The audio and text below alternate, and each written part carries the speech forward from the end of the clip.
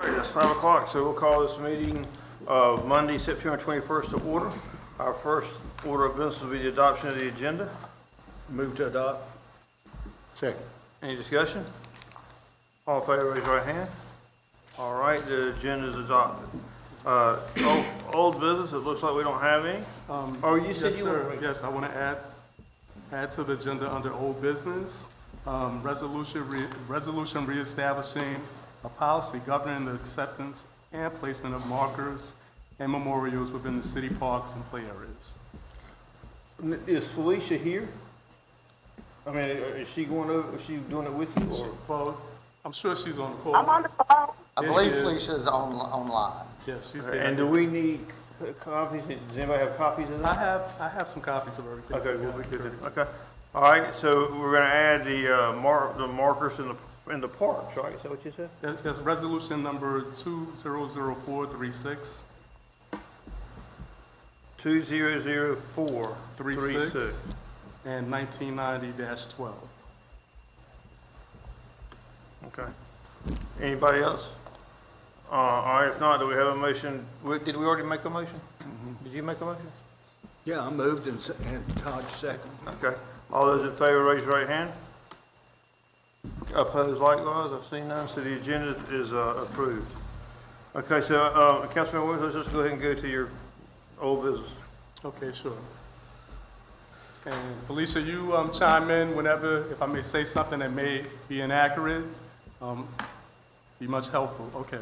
So I met with Parks and Rec Director Felicia Brown on September 16th. I had concerns pertaining to the resolution that had previously been brought to council by Ms. Brown because there was no action taken. Ms. Brown stated that this resolution needed to be updated. Also, the Parks and Recreation Commission has not had a quorum to address drafting changes to this policy for council's consideration. As I met with Ms. Brown, she told me about a tragic young life lost by a 5-year-old from our community and how members of this community wanted to honor him with a placement of a marker or memorial. However, with our current policy, he doesn't fit the eligibility guidelines pertaining to age. These guidelines have been in place for over 20 years. I've reviewed the policy, and if council supports some guideline changes, may I suggest our age requirement be amended from 70 years old to 4 years and up. Now currently the deceased must be at least 70 years of age. I know a few people within the city of Goldsboro who left us too soon, but they impacted us greatly, like my friend Miss Pinky Jacobs. Surely the least we can do is update this policy for all the sacrifice she has made and others have made to this community. I would like to go to one of our parks and be able to reflect on the selfless acts I witnessed her do, as well as other people in our community. Many of us have witnessed or have our own Pinky Jacobs in our lives. We should honor them while they're here. And with changes to this policy, we can honor them always. A person may be eligible if they have made a significant impact. I would like to see anyone have the opportunity that has made a significant impact in the United States of America, like George Floyd, have the opportunity to meet our policy guidelines. Any suggestions that each member of council may recommend, I look forward to the discussion. And the changes of eligibility requirements that I suggested were that the eligibility must be 70 years old and must reside in the city of Goldsboro a minimum of 30 years. So can you get that to Laura or Melissa and let them redistribute it to the council so everybody has time to look at it? Felicia, can you reiterate some of the things that I might have missed, please? Okay, good evening, everybody. This is Felicia. I'm going to kind of go along with what Councilman Williams had just passed along to you all. So I had come before you all a few months back asking if you wanted us to update this policy because we have had some people to approach us wanting to do things in our parks that don't fit the age requirement. You all asked me to go back and try to draft a revision to bring it back for you all to look at, to see if that's the way you all want it to go. One of the things in the policy right now, it does have a minimum age requirement as well as how long you had to have resided within the city limits of Goldsboro. That said, and I think this is going to be coming up later on the agenda, unfortunately, our RAC, they haven't been able to have a full quorum since then to discuss, to officially discuss the changes and make a recommendation for us to bring back to you all.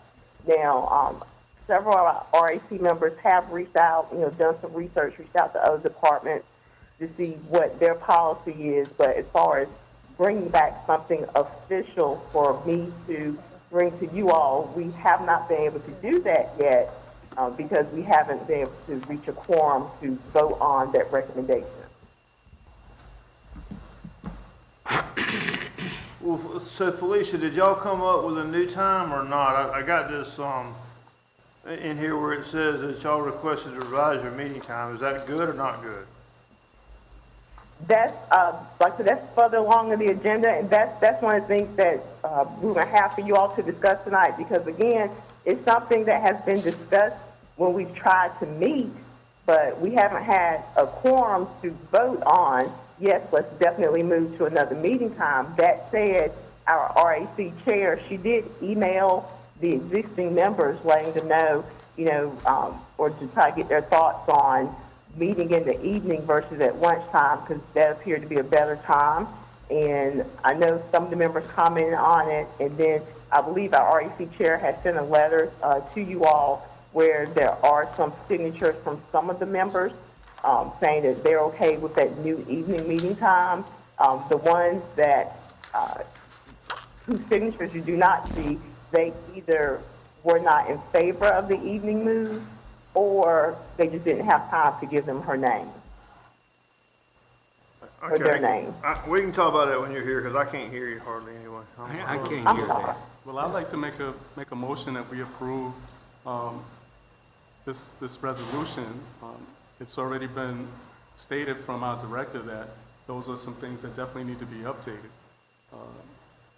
Well, I mean, we do what everybody wants, but I don't think we want to do that till we read it and look at it. I mean, it's just common sense. It's just common sense. She just stated, she reiterated everything that I said. It's not a big issue. I want to It's see. just, we're holding up business at this point, old business. I was saying one of the things with the current resolution that, our REC members, they weren't looking to change is it does make a reference as far as, being from Goldsboro.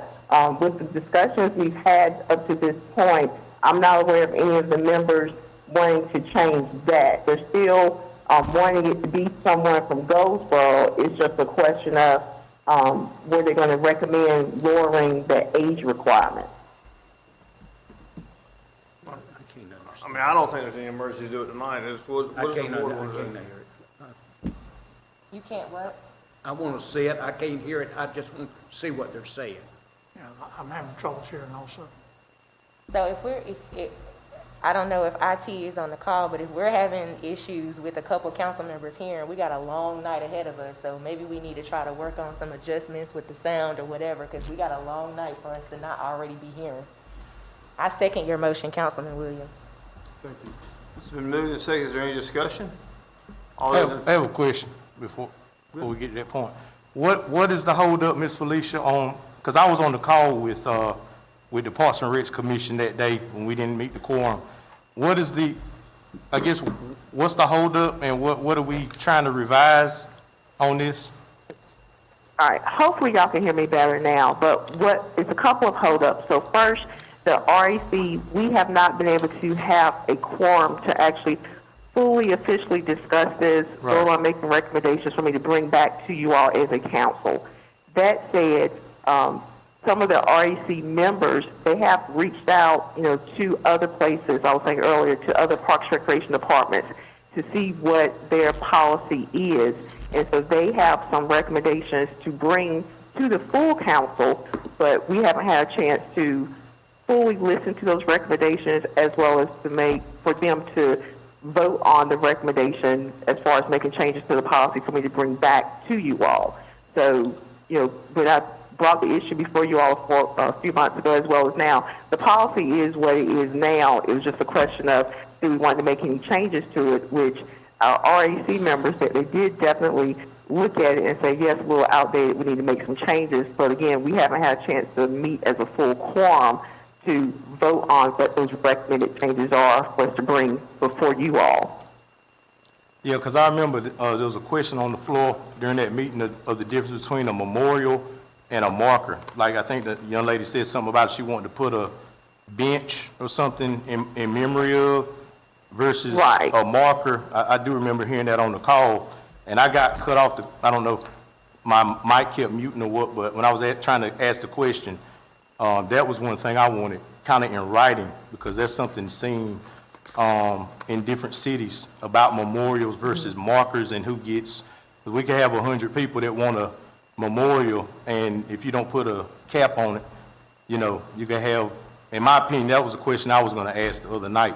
So I wanted to see in black and white, you know, what stipulations were put in place to say how many memorials versus how many markers, and kind of have a, you know, a more concise, you know, view on what we're asking for. So, thank you. I agree.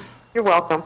All right, I had a I question. just want to know what we're talking about. Is this just for people who have lived in Goldsboro? It currently is, yes, sir. Is the one that we might vote on, is it also just people who live in Goldsboro? Vote on what? The The current one young, the now. young man, the No, five. no, I'm not talking about him. I'm saying, is the markers just going to be for people who have lived in Goldsboro in the proposal that you presented? Well, currently, the status is if you've lived in Goldsboro, if you have been 70 years old, deceased, lived here over 36 years. So, to I get answer the that. question pertaining to me, I feel like anyone that has made a great impact in our country, if someone nominates them, I think about this before you shake your head. We have Martin Luther King Highway here. He wasn't born here, he didn't live here, but we honor him. We honor that he made a significant impact in this country. So it's this, in my opinion, we don't know. It may be someone whose family member is from here, but they aren't from here, but they made a great impact. So I don't think it's something that shouldn't be open if that ever happened. Who says it is going to happen? I think when we reflect on a little 5-year-old kid that Well, lost his life. like I say, I don't have any problem as long as they have lived in Goldsboro. But as far as opening it up to anybody else, this is a memorial for people from Goldsboro. If you want to have a memorial for people who have done other things, So if they've lived, I can understand that too. so if they've lived here, then, you know, it shouldn't matter how long they lived here, as long I as they didn't say lived there was a here. limit on how long they lived So here. so I don't have a problem with that, in regard to that, sir. Well, then, But I think you can see that it's very confusing. We haven't seen it, we haven't read it. There's no emergency to do it tonight. Why can't everybody get it, look at it, put their opinion I on it? just want to look at it, that's all. I mean, I don't see what Well, I these. mean, with all due respect, gentlemen, I think that if you guys decided to bring up an issue, and this is not even my issue, this is Parks and Rec discussion, this is what they talked to us about, told us it needed to be updated. Excuse me. But with all due respect, I believe if you would have brought it up, we would have had a decision today. It wouldn't have been, well, let's look at it later. You know, just like I was respectful when the next item that's coming up on the agenda, the resolution supporting community reparations, the gentlemen weren't here, and you asked me, well, can we wait till they get back? I said, absolutely. I showed I could respect these gentlemen. So I just, you know, I don't think it's anything, it's no big deal. It can always be tweaked later. Okay, but what I think you should have done, or Felicia should have done, is she should have given it to the clerk or Randy or whoever and got it on the agenda to start with, where we could have looked at it. Does that make any sense? Is that fair? Well, I just gave her the information. It's so outdated. It's so outdated. It's 2 items that's being changed, but that's okay. Let's move on.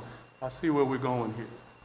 No, we got a motion and a second And that's what I was asking her. I kept getting, because I'm on that committee, I kept getting stepped over on that conversation, because I was gonna ask if there was something I could present. Well, it would have been last meeting, which I wasn't here, but like I just said, they couldn't hear my request, and that was what I wanted, something in black and white, because I remember verbatim, basically what their concerns were, addressing markers versus memorial, and I just think that the committee, from my standpoint, just being on that committee, we need to have it in black and white and see it. Right. But the firsthand. challenge, sir, the challenge has been coming from the director that you guys haven't had a quorum several Right. times. So if we cannot wait to do city business if we don't have our volunteers at these board meetings. So, and that's why I'm saying business must continue. We can't wait on individuals because they don't show up. Well, who's our board member? You? I am. Right. And like I said, I've been on every meeting. I think we're just one short, and if we can put this out, we're supposed to meet, I think tomorrow.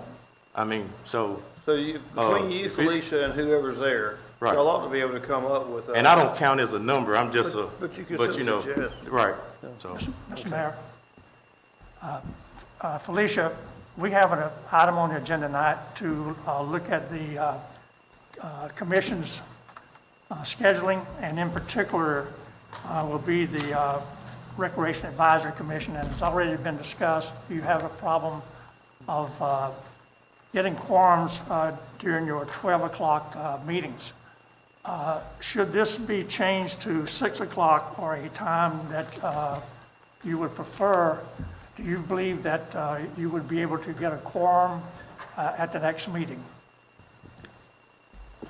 I think we would be able to get a quorum at the next meeting, because again, that's been one of the issues with the noontime meeting is, something may come up at the last minute where people are planning on meeting, but since it's in the middle of the workday, something may have come up where they could not come to the meeting. But if we're looking at after the quote-unquote workday, then we may be able to get more people at the meeting.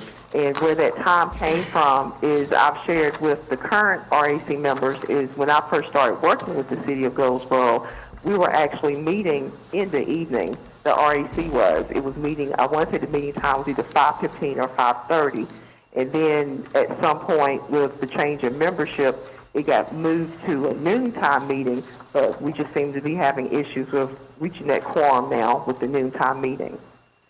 Councilor Hand, we're mixing apples and oranges now, because that's item K on the agenda, so Right. let's don't worry about that. Let's get this straight.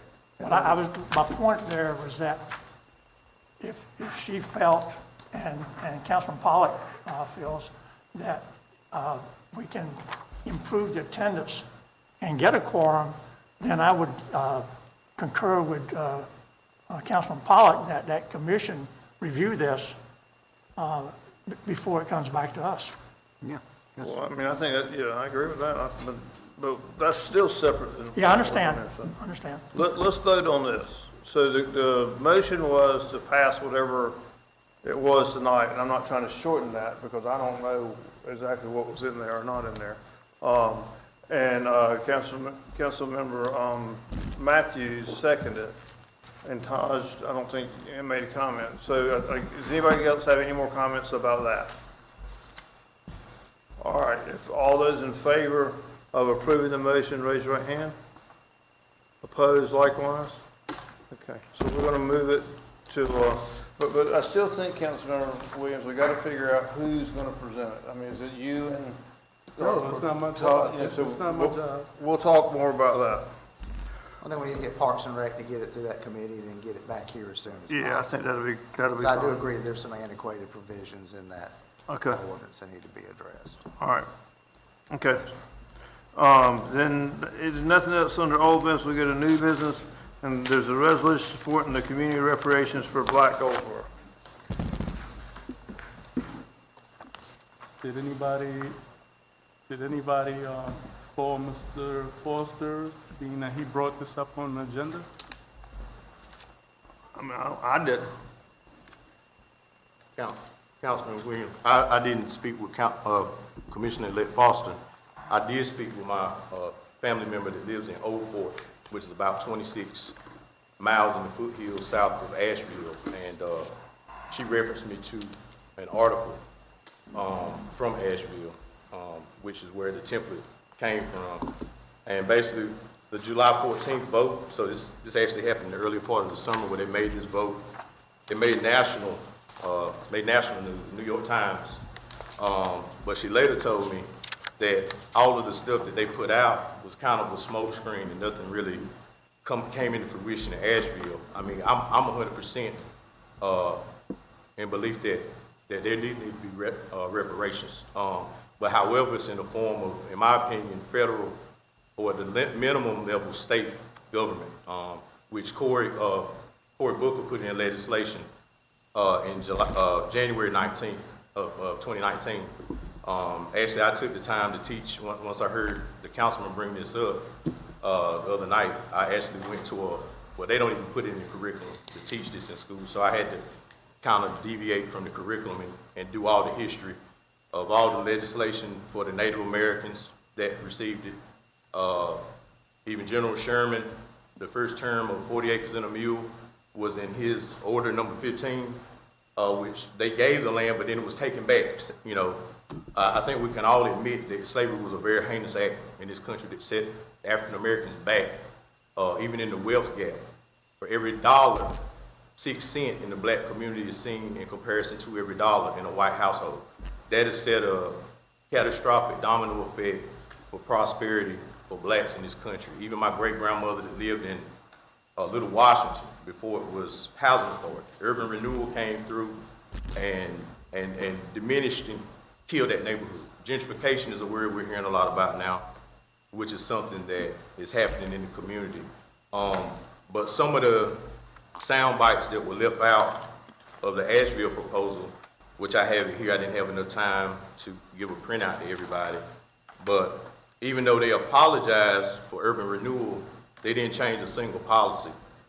They actually have a connector interstate project that's gonna go through and obliterate a historically black neighborhood, which that is seen as redlining in some cases. So the main thing about it, I'm all for the proposal and the stipulations that were put in the one Commissioner-elect Foster put up. I read it in detail, and I think as long as we don't go into the financial, because we know we can't, in Goldsboro, municipalities should not have to fund. This is something on the state or at least a county level, because we don't want to deprive the citizens outside of the city limits as well. We need to include everybody in the county.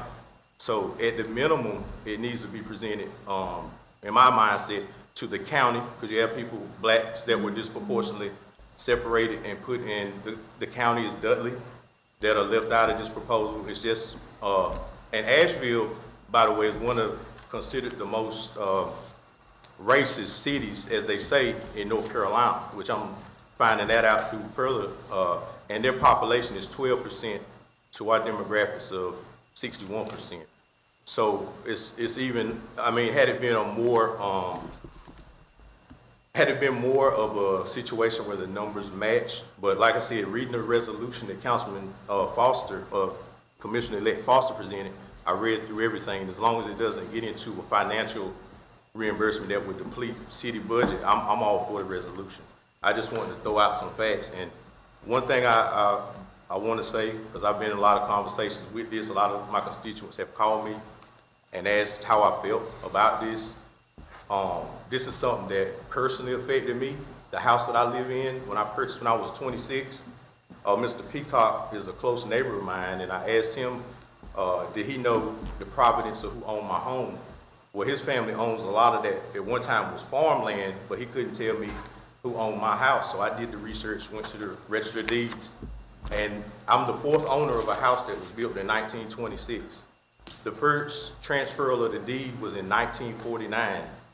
And the Great Seal of Wayne County, on the page where the next deed of trust went to the next owner, in the last paragraph, says that the house that I currently live in was not to be sold or leased to Negroes. That's in the law of the land of Wayne County. So when we look at inheritance, legacy, had my grandfather had the opportunity to purchase that house by law, there were certain situations where blacks couldn't have home ownership in certain areas. So I looked at that personally as something that could have affected that. And if we look at NASCAR, we look at the track, if we were to compare the track to the nation, and we say that we both have cars on that same racetrack, I think we'd all agree that if you have a 2021 Corvette versus a 1932 Model T Ford, even though we're on the same track, the advancements that have happened have caused a domino effect in black relations in this country. So I think it is something that needs to be seriously looked at, and that's all I have to say. Thank you for your time. Any other comments? Yeah, first off, I think none of us could possibly know what Mr. Foster is thinking inside of his mind. I would have loved for him to be here. I don't think that we should, because of an article, base what we need to do because of what some article had stated. I think it's wonderful that a city that Mr. Taj states is a very racist city could decide that they wanted to do something for their black community. And it wasn't just monetary. And just like this resolution is not monetary, it's a process. It's a midterm, long-term process. And that process basically will start with getting a committee together for community reparations. And this committee would do things like concerned about health. If we read this resolution, it's about health care, education, employment, neighborhood safety, fairness within the criminal justice system. What's wrong with those things? What's wrong with those things? If there's other cities throughout the United States that are doing that. Rhode Island is doing it right now. I don't know if you know the history of Rhode Island. Rhode Island has its own issues, but they're doing it. So I think that we'll be trendsetters. We'll be with the trends now that want to do something for our black community. We have black employees that would probably build their morale by us doing this. Think about our black employees, public works, some that work right here in City Hall. I'm for it. Anybody else? I have something to I've got say. something to say. Okay. I'm sorry, you go ahead. Okay. I think first thing, we know we've got a long way to go. This has been a real wake-up call for this country, and this city, and this county, and everything. I have problems with this resolution. The reason I have problems with this resolution, one is, in my 10 years on this council, I have never seen us accept a resolution from another entity in a city, especially one plagiarized from the city of Asheville, which is totally different. The next problem I have is I didn't like the language in the resolution, and I didn't like the way it talked about all of our people of color. This sounds, the tone of the thing is totally wrong. It's what we need to do. And the last thing I have, I think it was a campaign kickoff for Councilman-elect Foster. I think it was purposely done at that time. So I know we've got a long way to go, and I know we've got to do a lot of things to do it, but we should do it ourselves, not based on a resolution out of Asheville, North Carolina. That's my point. But Go ahead, Councilman Williams. I yield to Councilman Williams. Thank you. I think we follow a lot of cities when it comes to their resolutions. When we don't have the understanding, we follow other cities. And I don't think that our black community was offended by this resolution. I don't think they were offended at all. The truth does hurt. The truth does hurt. This has happened. And like you said, Councilman, we do have to make progress. We have to make progress, and we have to deal with the sins of the nation. And this is part of the sins of the nation, And the sins didn't just happen in Asheville, they happened here as well. I I realize yield it. my I just time don't back think to the councilwoman. Thank you. Ms. Matthews? So what I wanted to say is, I personally feel that we are doing too little to address racial inequality. And then to be clear, and Councilmember Broadway, you weren't here, but Commissioner-elect also said that this resolution is the gateway to open up conversation. So I'm fully in support of this resolution. And then two, as a Black person, I was in no way offended by the language that was used in this, but what does offend me is you think that you can speak for a Black man in telling us what you think he meant by this, and I take extreme offense to that. And two, if we need to do progressive things, we follow progressive cities. The same way I brought that water bill, you guys kick that. The goal is to create innovative things for everybody, and to think that you are not in support of this proves just how important this is. First of all, I want to acknowledge that Black people have been unjustly enslaved.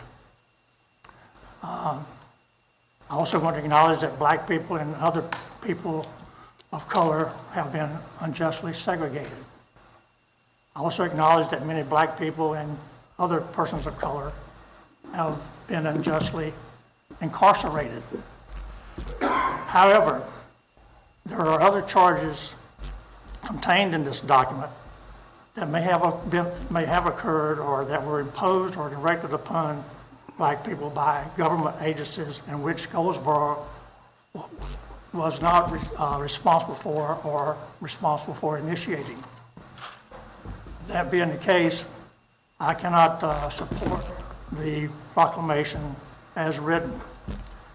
I do, however, support establishing a commission to work towards identifying and assessing existing issues that need attention, which will affect change and improve the racial harmony in Goldsboro. I had such a discussion with Mayor Allen and Councilman Pollock prior to the advent of COVID, and we each agreed that such a commission was necessary. Unfortunately, due to COVID and the limits placed on meetings, no action has been taken. I fully support the formation of such a body and would gladly serve if asked. Okay. Anybody else? All right. All those in favor of the motion, raise your right hand. Opposed likewise. And I'm not opposed to the resolution as much as I am opposed to, I think we need to address things strictly that are from Goldsboro, that we can change, and that we need to change. Well, my next suggestion or my next ask was, I do think that we've talked about the committee a couple of times, and I do think we should go ahead and set the committee up. I think that we ought to do I'd like to be a part of it, and Councilmember Ham said he would, and Todd said he'd like to be a part of it. So I think that should be the formation of the committee, and then we'll go out and we'll get with Brandy on who she wants. We'll get with Antonio. We'll get with this, we've got to have a school teacher, we've got to have a principal, we've got to have a preacher, we've got to have just a common person, whatever you want to call it, on how we make the committee up. So I think we need to have a little bit more of who needs to be on the committee. Is it a fireman, a policeman, I don't know. And then I think the object of the committee is race relations, one, but secondly, what about healthcare? What about education? Where can we, and then on top of all that, do we want to try to bring the county in? Or is that just too complicated? I don't know. So I think we at least set the committee up, and then the committee can start meeting and having conversations on what's the next step. May I say something, sir? Yes, sir. In all fairness, I would think if you guys are going to put the committee together, that being that you and Mr. Ham and Mr. Pollock will be there, that Ms. Matthews should be up there. So we can decide how many committee members we choose to have, because this committee has never been made before. So Well, maybe I think we probably need someone who understands the plight of a black person more than you would or Councilman Ham would. And I'm not being disrespectful here. I'm just being honest. I think that she could understand a little bit more of what the plight is of a black American opposed to you or Mr. Ham. That's up to the council. I personally don't think this council should make up the committee, to be quite honest. And no one mentioned Commissioner-elect to be a part of that either. But I have seen how this board chooses its committee members, and I do not think we are integral enough to do that. And that's sad, and it disheartens me to say that, but history has proven. I think this should be a community-driven initiative as well. And I actually think we should solicit the idea from Commissioner-elect to see how he thinks, because this was his idea.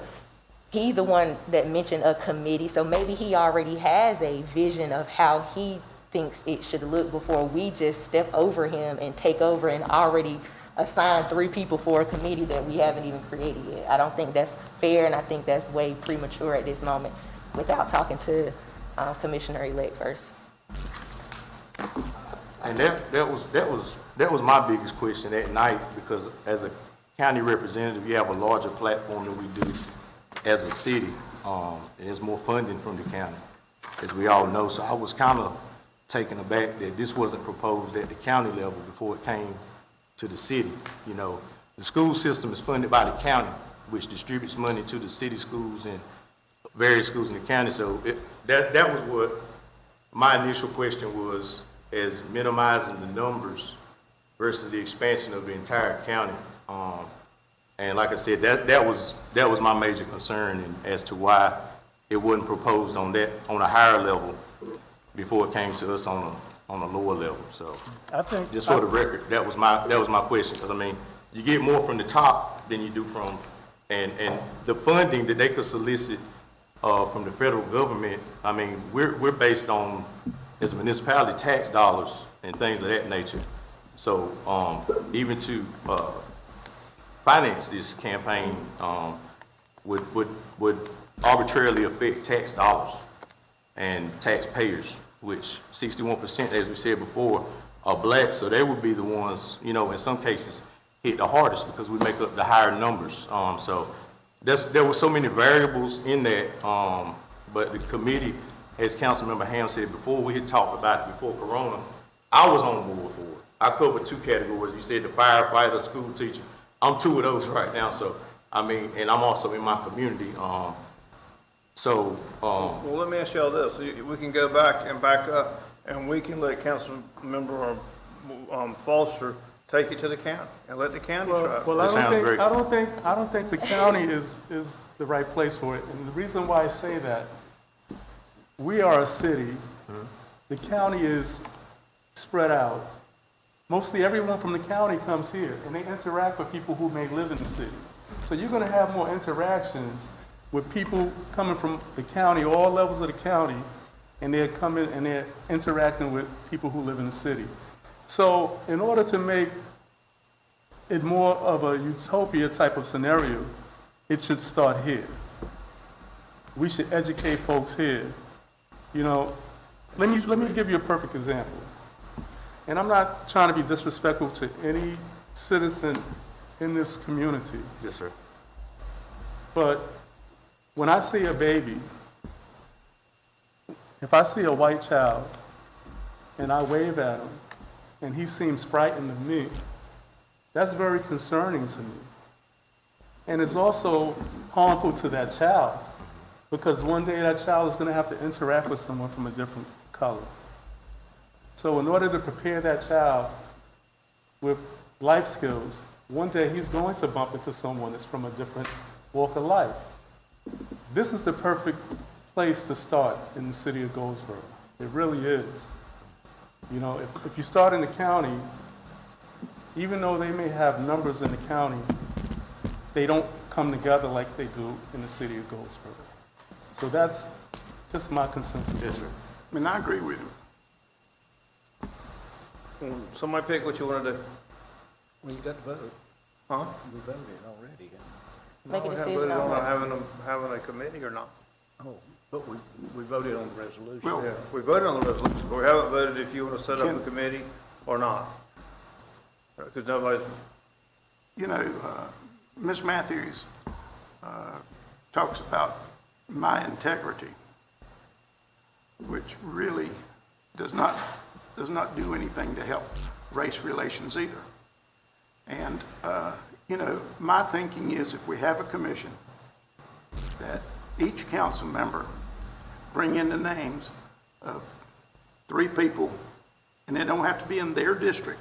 They can be people they know have done a lot of good things for this city and really care about this city. If we all bring in names and you know, I guarantee you, Ms. Matthews, if I brought in 3 names, at least 2 of them would be blacks. They might not be the blacks you want me to bring in, but, you know, they'd be blacks. And they'd be community leaders, people that I personally respect. I'd like to clarify something for Ms. Matthews also, that in the discussions I had with the mayor and with Councilman Pollock, we never, ever stated that we would be the commission. We talked about a need for a commission. There was no discussion ever. I know I did, I said, if I was asked, I would serve. But I never said, we are going to form a commission.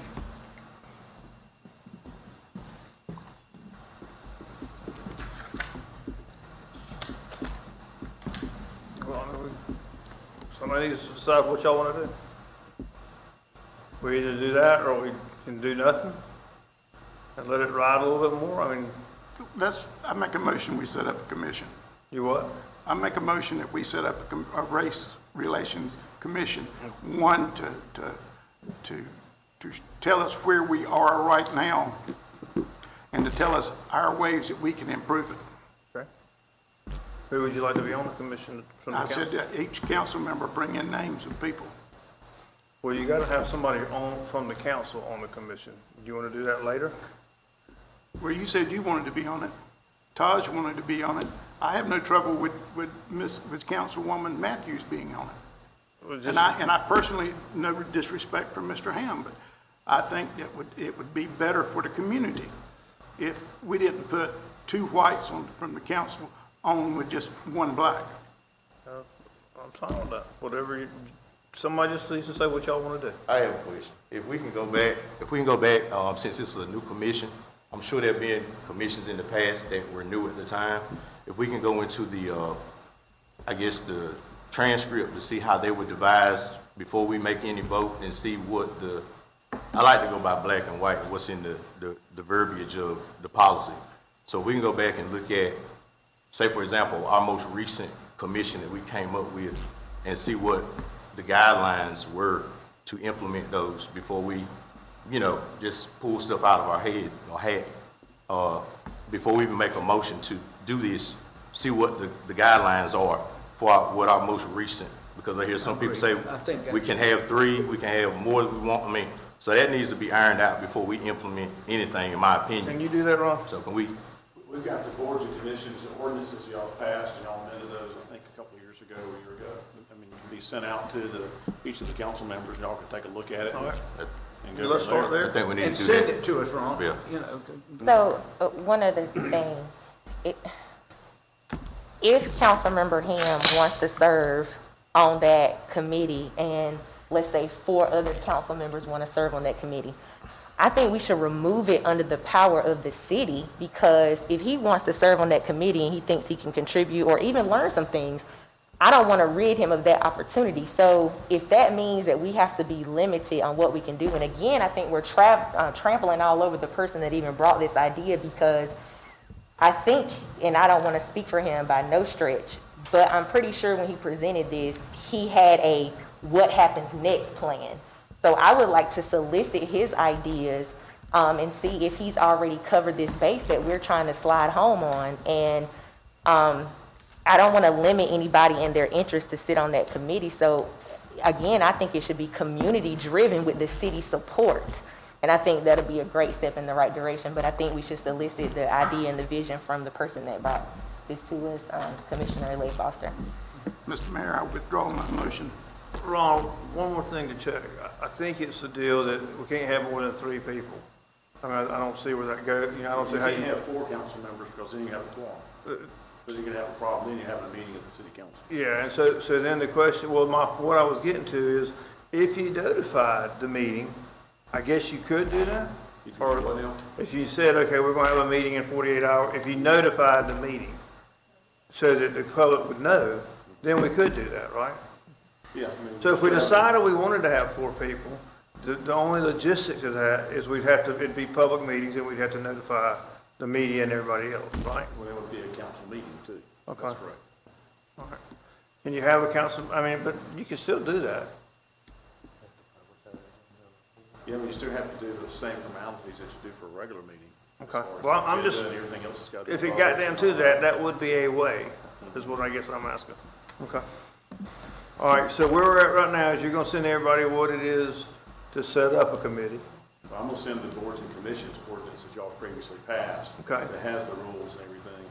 And I'll just send them one that also has the other commissions y'all set up as well. And you can just read through those and compare how those have been set up in the rules for those and decide how you want to apply those to this new commission or committee that you're setting up. And you can get those the next day or 2, right? Is that good with everybody for now? That's good with me. That's good with me. All right. All right, we'll do that for now, thanks. Okay, so we're gonna move to, consent agenda.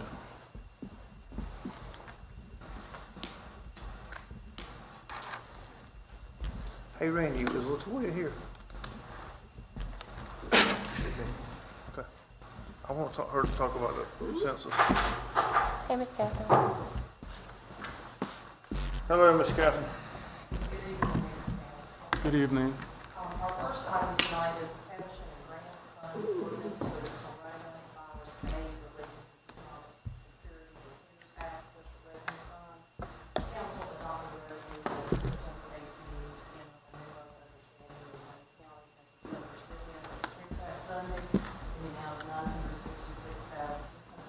$966,687.69 for the performance period of March 1, 2020 to December 30th, 2020. At that time, council presented a spending plan at the same meeting, which consisted of the spending categories that I itemized in the memo that I provided in the council packet, that equals the $966,000.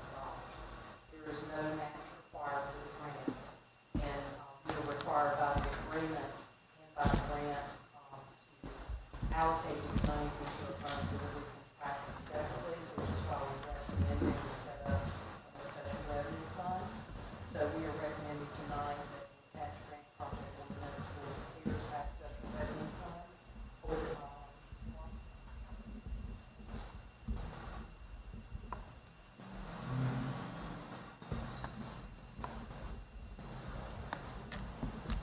Mr. Mayor, while she's doing that, is there a reason we skipped over items 5 and 6? Yeah. Items what? 5 and 6? Oh, because they're public hearings. So we'll discuss them at the meeting anyway. Okay. So if you have any questions about the CARES Act fund, Do what now? if you have any questions about the special revenue fund, I'll move on to the next one. Well, but I do have a question. Sure. If you remember at the last meeting, we said under the $100,000 item that y'all will go back and add 2 or 3 different accounts to that, or 2 or 3 different groups to that. And I never saw that. Did anybody do that? There was only one group that I recall, and I believe it was Rebuilding Broken Places. I think Councilwoman Matthews asked about them. And the issue that came up with them, this is not an issue for the finance director, but when we were talking with the other director of community relations, they had monitoring issues before in the past, so they can't get an audit. So that's the reason that they did not get included in this pot of money, but the way that I understood now is that they are getting money from this CARES Act, but it's passing through one of the other entities. So one of the other groups that was on your list has Rebuilding Broken Places on their list to do a sub-grant to them. But what about anybody else? As far as I know, the meeting that I had with the manager, that was the only one that came up in conversation. So there were no, that to my knowledge now, I don't know if Octavius Murphy is on the line. He has all the details as far as those additional, or if there are any other entities, he would have to answer that question. Can you work on that, Randy, and find out? Because it was more than one. I mean, I was pretty sure. I remember pretty much as she said, Octavius is here, that was the one entity that I remember them discussing and was looking into. And that they did the financial. It was audit. Yeah, we don't have to do it right now. If y'all Randy, just check into it. do you know if Rebuilding Broken Places was actually contacted, or are we just taking the word from times past? Have we talked to them as far as what their system is now up to date and possibly taking advantage of it now? I can't say 100%. I know back in the day when I did some involvement with CD a while back, there was some, there was some issues with that. I can't say if they were actually contacted this time or whatnot. Councilwoman, I can address that because I've put in place when we give agencies support when they're doing contract services. So I have a list of things that I put together to ask them for. Rebuilding Broken Places cannot and does not do an audit. They just can't afford it. Okay. So what I asked the manager to do is I asked him to sign a waiver so that they could continue to get the city allocation where we're paying tax-funded dollars to them. It's a little less than $5,000. I asked him to sign a waiver so we didn't have to make them have an audit, but we could still give them the money. So I do know for certain, and we're checking their stuff. They're sending us a financial statement that they prepare quarterly. They have volunteers that do it. So we're trying to check behind them to make sure the reporting is there, but they just can't afford to get an audit. I have a question. Thank you. Yes, ma'am. I have a question. Yes, So if they haven't done audits, if we gave them money, when would the audit be due? When would they have to be in compliance to do an audit? It depends on when their fiscal year end is, and I can't remember off the top of my head. I want to say I think they're a December one. So most of the time, the 990s, which is the tax form that's due, it's due about 4.5 months. So you'd be looking at probably like April or May that they would have a December 31 done. Because my understanding is that they do intend to do an audit, because I think they're starting to get more resources than in the past. So if they're going to be doing an audit, then we shouldn't be stopping them from getting the resources. I think they would have to have some sort of a commitment. I mean, we'd have to see something in writing. Okay. So, you have to show good faith. And they've secured an auditor, they've gone through the process. I mean, I think that would be fair. Well, can we reach out to them and see if because I think they will be doing an audit. If we can reach out to them before we disperse all the funds, Okay. I really would appreciate it. I'm sure they appreciate it more than me. And we would, because them telling me we can't afford to do an audit is like in the last 45 days that Yes. they asked for the waiver. Yes. So that would be a real big turnaround Yes. from what they've said already. But I would probably ask Mr. Murphy if he doesn't mind talking with them or getting in touch with them just from a time standpoint, so. What level of money kicks in an audit? Well, the statute says that if an agency received more than $1,000 in funding, we can require an audit. In light of the fact of how expensive audits are, because you're looking at a very basic when you're probably between $5,000 and $10,000. That's a lot to ask out of somebody that's getting $1,000. So what I've established is to say if they get more than $5,000, we're asking for an audit.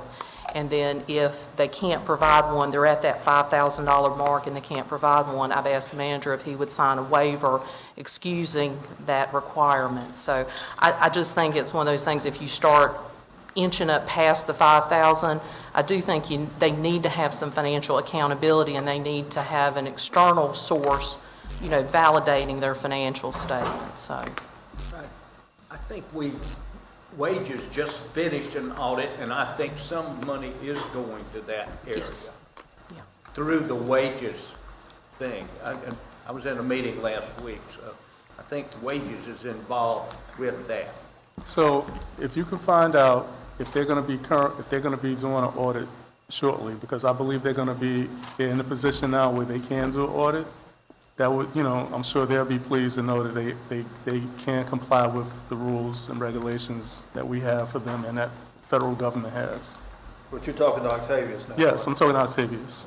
Oh, I don't have a problem with reaching out to Thank them. I've actually been in some conversation with them over this past week, so yeah, I'll gladly do that. Thank you. Mr. Murphy. I'm sorry. Go ahead. Well, who else was on the list, Octavius, that we didn't ever roll up? I don't recall there were two churches, as well as, Miss Adrian was on that one, on the lady George, on Miss Adrian George, she was on that list, I know. It was I'm on, sorry, I don't know Adrian. Well, can you do us a favor and send us the list, Yeah, And then if there's anybody that didn't get funded, put them on who they are. okay, yeah, I sent that information to Councilperson Matthews and copied Councilmember Williams, and the recommendation was rebuild in broken places, because none of Don't leave the rest of your council out. okay. well, we requested it Yeah, at the that was last meeting. We specific. actually wanted to know. I understand. It wasn't him specifically sending it to us. We requested the list to be sent to us, so he wasn't leaving anybody out. Okay. But DJ Cole's 4-day movement, his operation was one in two churches. Mr. Murphy, it was Miss Adrian George, the Holy Ghost Drawing Center on Slocum Street. It's kind of. That name does not sound familiar. Okay, and the one I was gonna ask about, is, Drummer's World. I think we had asked about that one before. You have that list. I don't think they met the criteria, Mr., the guy with Drummer's World is now the band instructor, Orlando Mitchell, who's the band instructor at Goldsboro High School. I think he told me he didn't meet the criteria at one point, but now he has all his paperwork in place, and they do so much for our community. I mean, they put us on national news. We usually give them money through community development. Is that where that comes through? That's what that's how we've done it in the past. Okay. I don't know if he Because applied. he was wanting to know if he could, would he even be, But the when I see problem him with, work tomorrow, I want to be able to tell him if he's eligible for any of these funds. and the problem with Orlando is he waits to the very last second to do Okay. it. And so sometimes it's hard on them It's hard to to figure it keep out. But Miss George, we gave her some. Yeah, that's what I thought. I know Miss we gave Adrian. her some. Yeah. Okay, so if you just do that and send it to everybody, okay? Okay. That'd be great. So if I understand you correctly, send the entire council the letter of the total 9 recommendations. The letter, I think all anybody cares about is $100,000. Yeah. And who you've recommended to give it to, right? Yeah. And if we left anybody out, who we left out. That's what we talked about last time. Okay. So Mayor, you're asking for the already chosen list, and then if we need to add somebody? Because the list that I saw, I can't no hear you. choices have been, I'm sorry. so the list that I saw, no choices have been made. So are you requesting the list of the already chosen organizations? No, Have the y'all list already we chosen? saw, they had already made the choices. We have that list. Yeah. I haven't seen that list. I just wanted to be clear. I haven't seen the final list of who was chosen. I don't know that. Well, okay, we had the list at the council meeting that night, okay? And then they spent the $100,000, okay? And like 2 people Right, got okay. got 25,000 each. Wages and Salvation Army. Wages and we got 20, and so Councilman Williams, so there's some other people I'd like to give a little bit of money to. So we said, we'll go back, who are they? And let's look at the list one more time before we submit it as final. And so and we've not seen that list, is what I believe, right? That is correct. Okay. So that's the list we would like you to see. The entire list that was recommended Right. before I made my recommendation. That's it. Perfect. Okay. Not a problem. Okay. Okay. Thank you. Thank you, sir. Thank you, Mr. Murphy.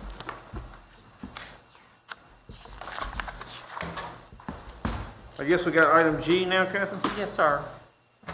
Okay, so my next item is authorization of sale of a substandard lot to adjacent property owners under Session Law 2004-94 for 922 North John Street to Advanced Management Enterprise, Inc.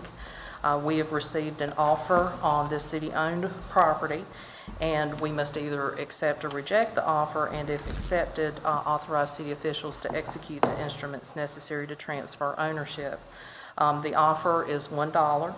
The planning staff submitted letters to the adjacent property owners to see if there was any interest in the properties. They received none, and finance received none. They have paid the dollar purchase price. The tax value is $1,230. However, again, this is a substandard lot. The corporation that is making the offer, I have verified that they are current and active with the North Carolina Secretary of State. So tonight I'm asking the council to either accept or reject the offer on 922 North John Street, and if accepted, if you would adopt the attached resolution authorizing city officials to execute the instruments necessary. Everybody okay with that?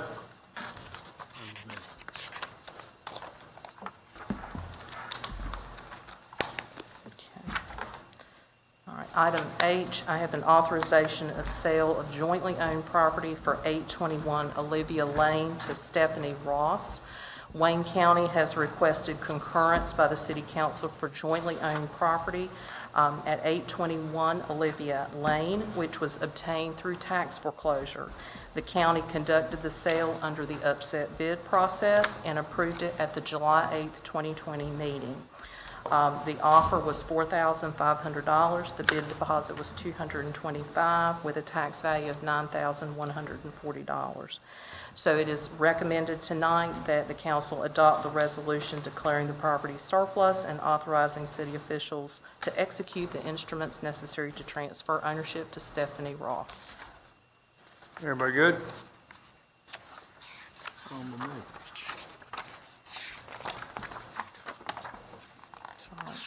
Okay, my last item, item I, these are change orders for the police evidence room and fire department renovation capital projects fund with Daniels and Daniels Construction, Inc. At the October 1st council meeting, the council established the project for the fire station for renovations in the police evidence room. And at the same meeting, the contract for construction was awarded to Daniels and Daniels for $5,311,100. However, the final executed contract price was $5,323,425. During the construction period, there were several issues that arose requiring change orders to complete the construction. The total amount of change orders was $476,756.99, of which $352,569.94 is still outstanding. The project is now complete, and the city has accepted the project. This will allow for final payment and release. It is recommended tonight that council by motion adopt the attached resolution authorizing the city manager to execute the change orders with Daniels and Daniels Construction, Inc. Any questions? All right. Okay, thank you. Prayer walk. Catherine, see if you can stir up Chief West or whoever's out there while you're going by, please.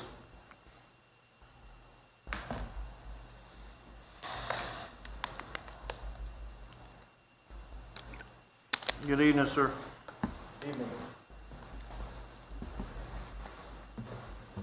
Good evening, Mayor and council members. Good evening, Chief. Item J on the agenda is a prayer walk temporary street closing request. Outside the Walls International Ministries is seeking a permit for a moving road closure for a prayer walk on October 24th, 2020 from 2 p.m. until 5 p.m. Due to the logistics of the event and to keep attendees safe, Outside the Walls International Ministries has requested the closing of intersections on Center Street, Mulberry Street, John Street, William Street, Oak Street, and back to Center Street on October 24th, 2020 during the moving road closure. Affected city departments will be contacted and the following concerns are to be addressed. A 14-foot fire lane is to be maintained in the center of the street to provide access for fire and emergency vehicles. All activities, changes in plans, etc. will be coordinated with the police department. Police and fire are to be involved in the logistical aspects of the event. And the recommendation by motion, grant the request temporarily moving road closure of Center, Mulberry, John, William, Oak Streets for the prayer walk from 2 p.m. to 5 p.m. on October 24th of 2020. Any questions? All right, Thank you. thanks, Chief. Item K, Laura? Okay, it's revised advisory board and commission meeting schedule. The planning commission voted to change the time of their meeting to 6 o'clock instead of 7 o'clock on the last Monday of each month. And the Recreation Advisory Committee, Commission Chair has requested to revise their meeting time from the second Tuesday of each month at noon to the second Tuesday of each month at 6 p.m. due to a lack of a quorum. It's recommended that council adopt the attached revised meeting schedule for boards and commissions. Any questions? All right, then item L is departmental reports. Anybody got any questions on that? All right. I don't know anything else. Does anybody know anything else? We have a closed session I don't think we item have. we were discussing. We don't have any closed The council, session. the council members weren't here, and we were gonna bring them up to speed. Tell me again. I'm sorry.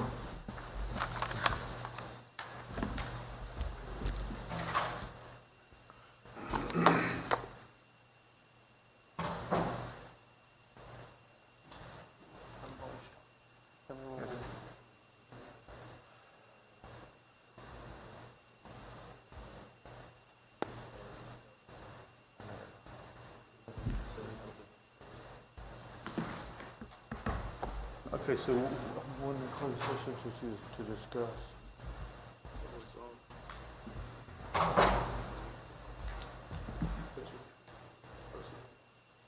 Okay. We need a motion to go into closed session for a personnel issue. So moved. Motion to go into closed session for a personnel issue. Is there any discussion? Everybody's just said, raise your hand. All right, we're in closed session. Give us just a minute.